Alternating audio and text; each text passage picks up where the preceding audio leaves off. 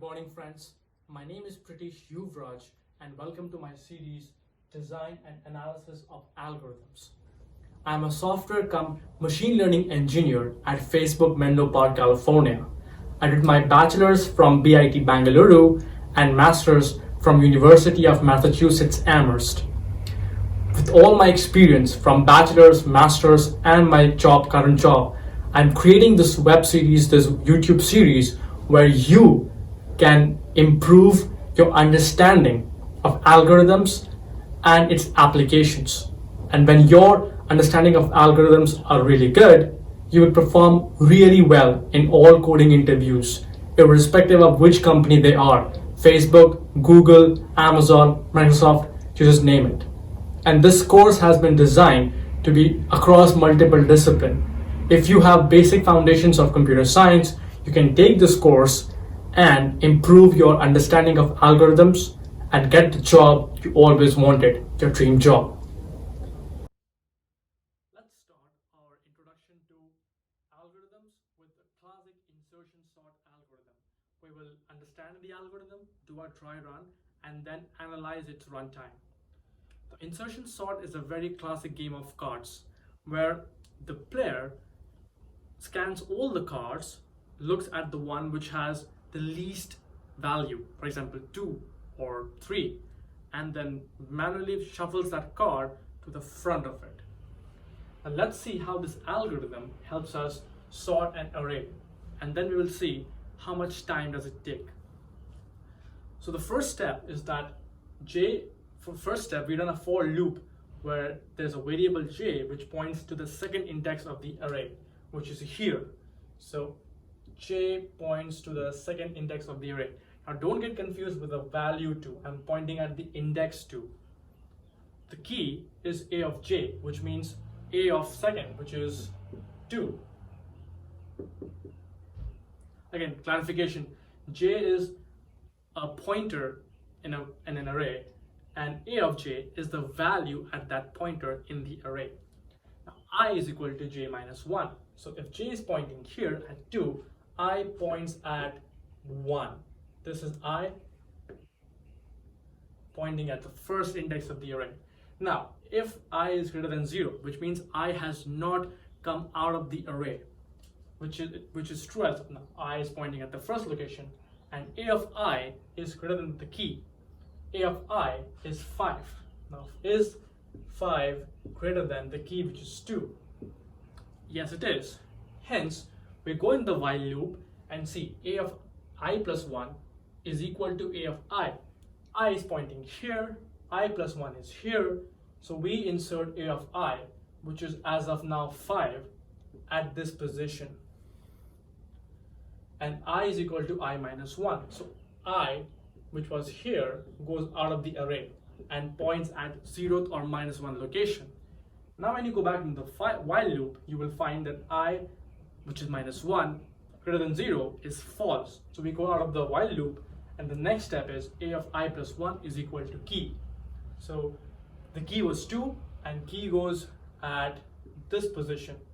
I was pointing outside, plus 1 is here inside, so 2 comes here.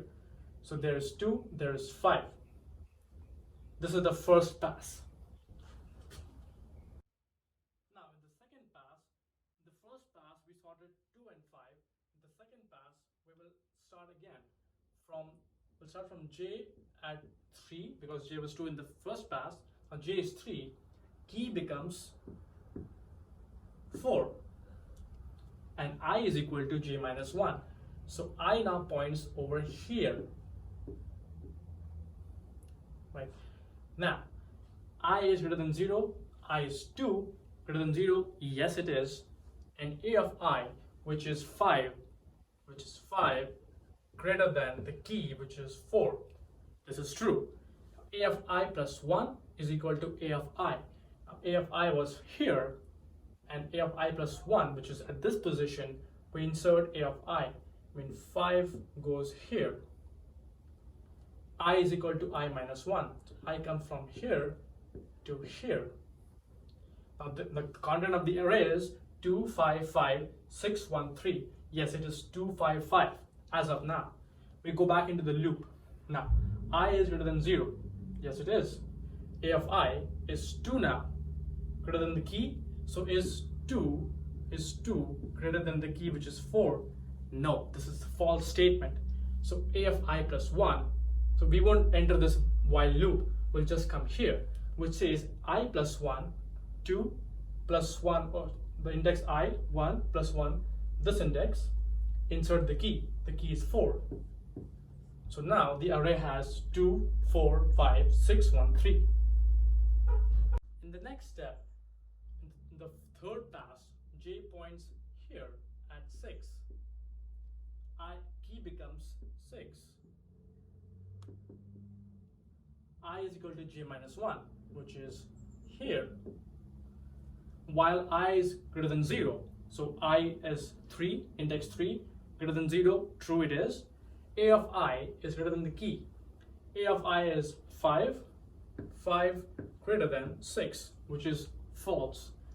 So this also means that this element 6, if you see the array from here, is already sorted. Get the concept. Insertion sort, what is the insertion sort doing? In the third pass, it has checked the array till the 4th index, and it is sure that till the 4th index in the third pass, 6 is the biggest element. So we skip all these things and just go to I plus 1 is equal to key. So I was pointing here, plus 1 is here. So we replace this position with 6, which is a redundant step. 6 replaces 6. Now, in the next step, so then J comes a step ahead, which is here. It goes from here, it shifts a location on the right. Now, key is equal to A plus J. So key becomes now 1. I is equal to J minus 1. So now I is pointing here. And here we have 6. A of I plus 1 is equal to A of I. First of all, we'll check this condition. This is true. A of I, which is 6, greater than the key. So is 6 greater than 1? Yes, it is. We go into the loop. A I plus 1, I is here, plus 1 is equal to A of I. So we insert 6 here. The content of the array now is 2, 4, 5, 5, 2, 4, 5, 6, 6, 3. That I is equal to I minus 1. We come here.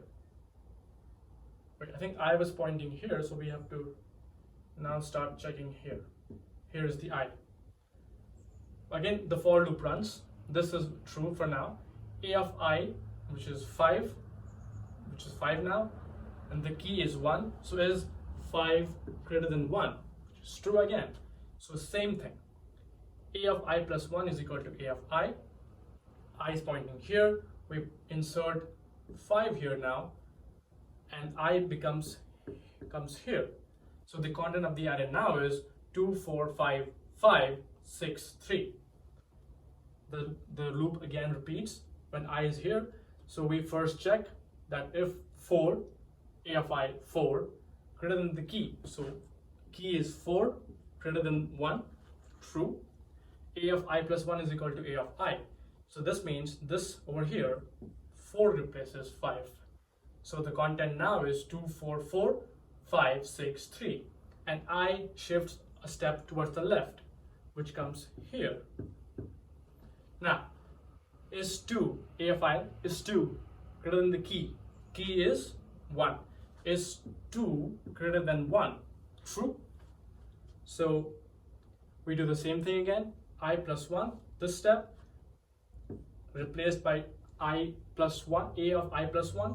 So 2 comes here, and I goes outside the loop, outside the array. Now, the content of the array as of now is 2, 2, 4, 5, 6, 5, 6, 3. 2, 2, 4, 5, 6, 3. Final step is A of I plus 1 is equal to key. Once you exit the loop, you have to every single time perform this step, which means A of I was outside, plus 1 is over here. A of I plus 1 is equal to the key. Key is 1. So you insert 1. So now the array has 1, 2, 4, 5, 6, and 3. In the final pass, J points here, I is pointing here, and we start from, so first we compare is 6 greater than 3, which is true. So 6 comes here, right? And then I goes from points now at 5. We compare is 5 greater than 3. 3 was the key. The key was 3. Is 5 greater than 3? True. So 5 comes a step on the right. Now 4 compared with 3. Again, it is true. 4 is greater than 3. So 4 comes here. And because 2 is not greater than 3, the loop stops here. I was pointing here. And then a of I plus 1, we insert 3 here. So finally we get 1, 2, 3, 4, 5, and 6. So this is how insertion sort algorithm sorts this array. Now, next section is time complexity of this algorithm. Writing algorithms or writing proper code is one part of any coding interview or any application. Explaining time complexity and space complexity is another part. And often you will find people or interviewers who will say that, oh, I went to this company's interview, I wrote all the answers possible, I wrote them the finest, cleanest, optimized code, but I couldn't crack it. It's because of the explanation. First step in any coding interview should be to write the code as clean as this. The second step should be explaining time complexity in a manner which the interviewer is impressed by. Now, let me look at the way I explain this particular algorithm to you. Assuming we are using a RAM model, a random access memory model, where each instruction is executed only once at a time. There are other existing models where the compiler will optimize the code and run multiple steps concurrently. We won't take that example. Our model is a random access memory model where one instruction is executed once at a time. First step, for j is equal to 2 to a dot length. This step is itself a big O of n step. That means this step at max will have to be run n times, n being the length of the array. Next step is a constant time function. It takes one constant time for the compiler to execute this step as well as the next step, O1. Now, coming back to the third step, this is a while loop step. Here, we see that a of I is greater than the key. So this entire step, at max, at worst case, can run for n times in the loop, because every time you come here, this will be running, right? And this statement depends upon the length of the array. If the length of the array is n, this step becomes big O of n, which means the highest, the upper bound is O of n. These steps are all again constant steps, and again this is a constant step. So the major pickouts are O of n and O of n, and because this is like inside the one, so we say that O of n into big O of n is the time complexity, or big O of n squared. Now this is a very crude way of explaining to an interviewer. In the next section, we will study more about time complexity, and I'll give you a few examples. And these examples, you can run into them in real life situations during your work, during your projects, or even during your coding interviews. And you will know how to deal with them and how to explain those time complexities. These are the two vital graphs for time complexity. Let's start with the first one. This particular graph shows you 3 different functions, right? So this means that for any given value, n, for example, n is equal to 10 or n is equal to 20, this particular function will be always above these two. And for that particular given n, this function in the bit in between will be in between the bigger one and the lower one, upper bound, lower bound. And for that particular n and onwards, this particular function, omega of n, will always be less than both this two. The first one being the upper bound, second being the average case, and third being the best case. The worst case, or the upper bound, is big O of n. The middle one is theta n, which is the average case in between these two bounds. And the third one is omega n, or the lower bound. Now, what these mean is that any algorithm, right? Given any algorithm, depending upon the inputs and depending upon our expectations, what time complexity that algorithm will take. So again, this is time complexity, not space complexity. So this is the three ways you can calculate them. You can speak about big O of n, theta of n, omega of n. And the second important chart is this one, particular graph, this graph. In this graph, you can see the kind of crude actual slope, or the way the graph rises. For example, log x, if you log any variable, it kind of rises very flat, very slow. One of the best applications. If you can make it x, like the polynomial power being 1, this case y is equal to x, it's still good. If you can make it x log x, I mean polynomial degree 1 and then log x, it's still pretty good. If you start making it x squared, things quickly rise up, right? And for even for a given small values, you can run into a big computation time or expensive computation. So your job as an engineer or as a computer scientist should be always devise algorithms in this range, log x, x log x. Try to avoid x squared, and definitely try to avoid exponentials, 2 power x. As a rule of thumb, if you devise an algorithm, log x, x log x, x squared, at your job is still with you. The moment you devise an algorithm of an exponential at your job, you are for sure fired. So this is the graph. Okay, and just a trick question. So if this graph looks so well separated, why should we even devise algorithms like x squared?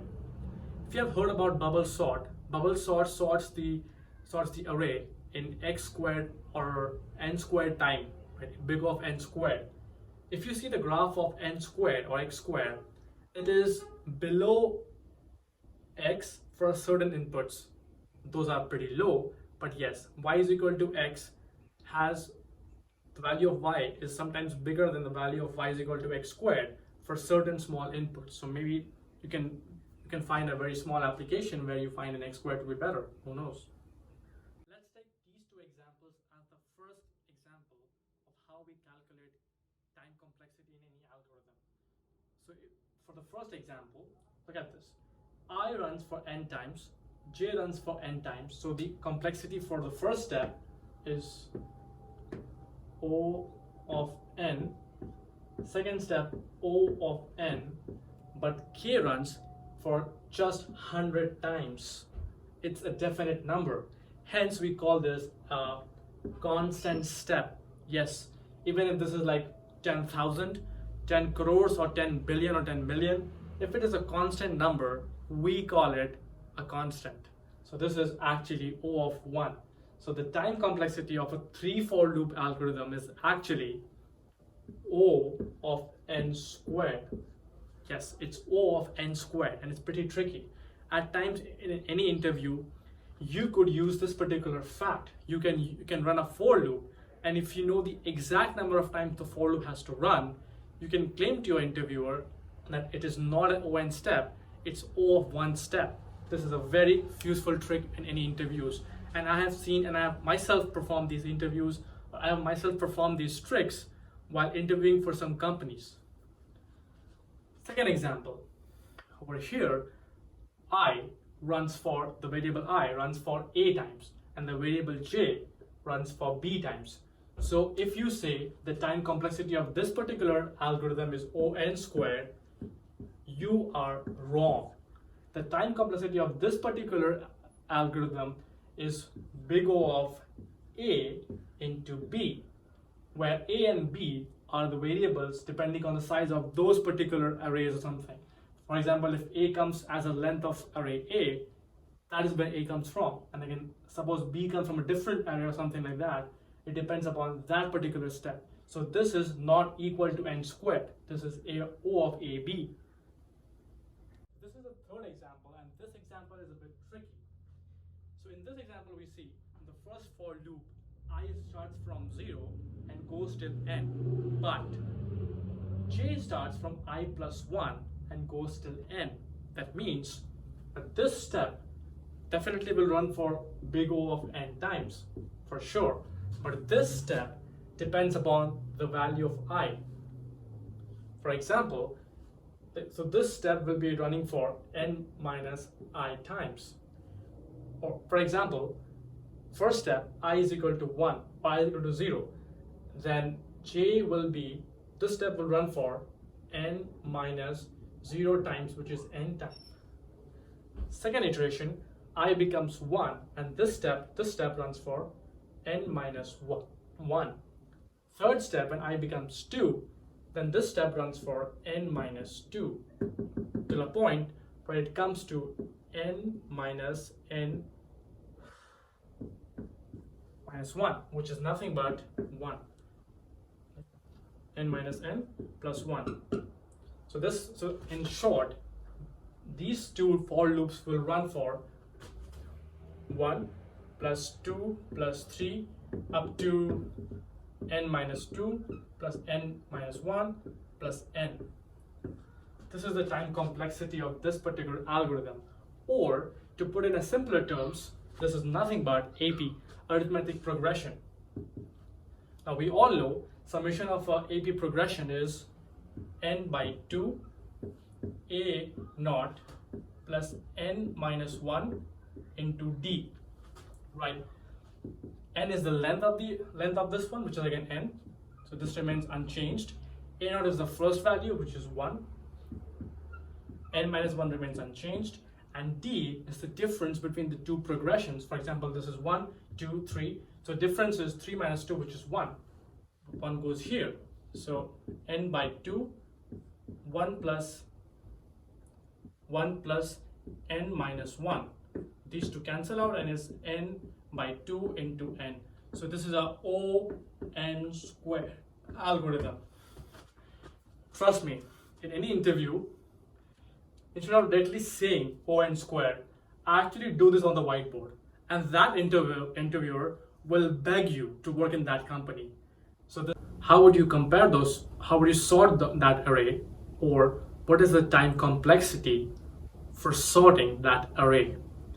Now, so most of us won't think about the questions we should ask them back. In any interview, it's also important to ask those intelligent questions. They give you a whiteboard or a paper for a reason. Sometimes those questions sound easy, but there's a trick behind it. Whenever you hear this question, what is the time complexity of sorting an array of strings, asked two intelligent questions right away. First of all, what is the maximum length of any given string? And what is the maximum length of the array? That's when they will know that you are thinking also, besides just giving some answers. So let's assume that the array has the biggest string of length s, and the array has total length of a. Now sorting a string, or any sorting, requires big O of n log n time from quicksort or merge sort. Those who are not aware of quicksort, merge sort, don't worry, we'll go in further classes. But in this class, just remember sorting any array from quicksort or merge sort. So quicksort has the worst case time complexity of n squared, but average case is n log n. So assuming it's an average case, sorting an array of sorting the strings will be of time complexity s log s. But there are a number of such strings, so this becomes big O of a into s log s. Number one. Number two, now once the strings are sorted, we have to now sort the entire array itself. Most of us get tempted to say that sorting an array will incur us time a log a, because a is the length of the array. But remember, when you're sorting an array of strings, you are doing some string comparisons also, which means that there will be an incurred overhead charge of s, which is the maximum length of the array. So this becomes again O of a into s log s.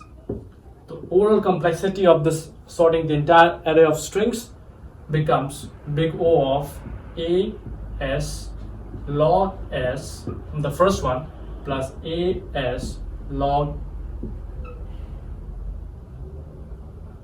oh, this one is log a, sorry, this one is log a, or OAS log s plus log a, where s is the maximum length of any string and a is the length of the array. With this, we finish our first chapter in analysis of algorithms. I hope you would have found it useful. If yes, please comment in the comment section. Like the most cliche line ever spoken on YouTube, I'm saying the same line, that please like and subscribe my channel for more such videos. A small takeaway from the entire, like my own journey, or this entire journey of me being in computer science, that often interviews are much more than just writing code. It's about writing clean code. It's about explaining your code and also kind of wooing your interviewer, like amazing him with some facts or some points. In this particular series, I'll make sure that I'll introduce such things. And also this series will have the content in terms of depth, like the contents will be theoretically depth, so you can also use this to understand algorithms better and also perform good in your classes if you're taking courses in algorithms. Last point, eagles fly higher than the cloud to avoid rain. If you want to become one of the best in this field, my web series will help you, but ultimately you have to read more books around this. So this chapter was totally based upon introduction to algorithms and also cracking the coding interview. I will link these books in the comment in the below section, but you have to definitely read these books yourself. And if you have any doubts, please comment in the comment section asking me those questions. I can help, others can help also. Now I have a full-time job. I might not be able to attend to all the questions, but I'll try my best to do it. And second point, if this further interests you, then don't stop yourself just to these books. Go out. So there are multiple levels you can practice your coding skills at. The bottom one being lead code, then you can go to HackerRank and then HackerEarth. Most companies in this world, software engineering companies, pick up their questions for interviews from lead code. So practice that for sure. And then you can go to HackerRank, HackerEarth. There are tons of platforms for learning coding. Thank you so much. I promise next weekend I'll post another video, and that will be upon divide and conquer. That will be the second part of this lecture, and that will also cover master theorem. Thank you so much. Take care. Do well.